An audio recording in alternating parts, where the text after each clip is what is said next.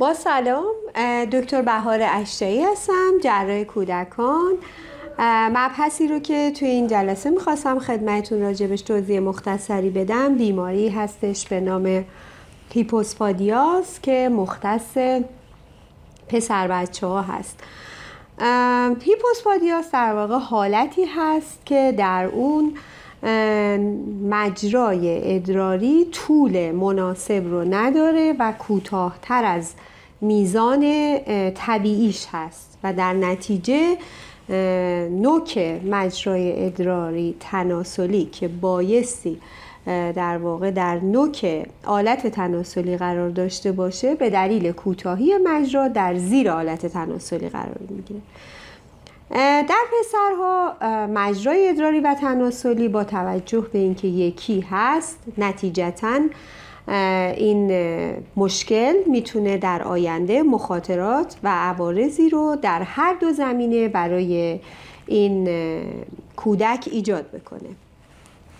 بنابراین خب طبیعتاً توصیه میشه که اصلاح در سن مناسب انجام بشه،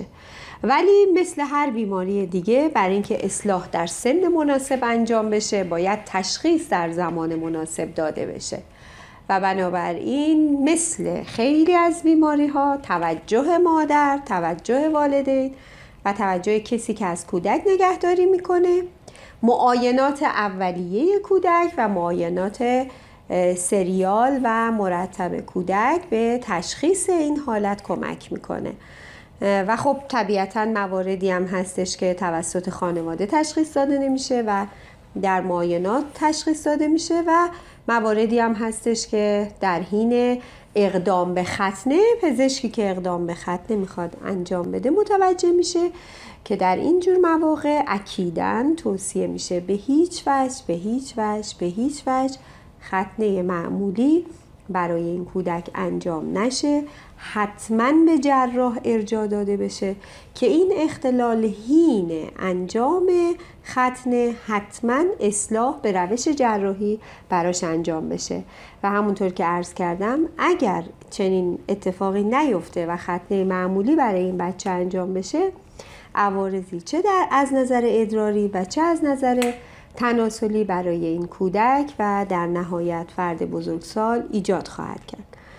و اما باز طبق معمول خیلی از پدر و مادرها میپرسن که فرزند ما این بیماری رو داره که ما مراجعه بکنیم برای جراحی. نمیشه عدد دقیقی رو گفت که این زمان عمل این جراحی دقیقاً این سن هست. مثل بسیاری از بیماری‌های جراحی اطفال سن جراحی مرتباً پایین میاد به دلیل پیشرفت‌هایی که در علم جراحی اطفال و بیهوشی اطفال ایجاد شده، ولی عدد ثابت نیست. دلیلش هم متفاوت بودن طیف بیماری در افراد مختلف هستش. در یه فرد ممکنه خیلی خفیف باشه و در یه فرد ممکنه خیلی شدید باشه.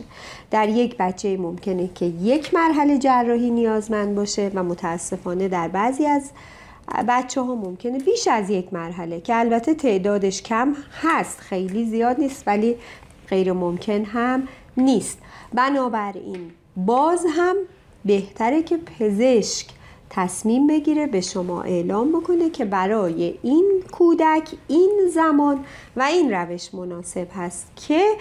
همزمان با ختنه اصلاح بیماری هیپوسپادیاس طفل انجام بشه.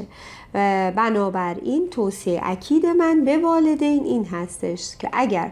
چون ما متاسفانه مواجه میشیم با والدینی که به ما مراجعه میکنن و میگن که خب باشه ما این عملش رو بعداً انجام میدیم، شما ختنش رو الان لطفاً برای ما انجام بدیم. واقعیت اینه که این به ضرر فرزند شما هست و قطعاً پزشکی که به شما توصیه میکنه که ختنه فرزندتون رو به این دلیل به تأخیر بیاندازین بهترین پیشنهاد رو داره به شما میده و شما هم بهتر هستش که همزمان با انجام ختنه این اصلاح اختلال ناحیه ادراری تناسلی به روش جراحی برای فرزندتون انجام بشه که اگر که مناسب انجام بشه با کمترین عارضه و بهترین نتایج همراه خواهد بود. از اینکه وقت گرانبهاتون رو در اختیار من گذاشتید بی نهایت از شما سپاسگزارم.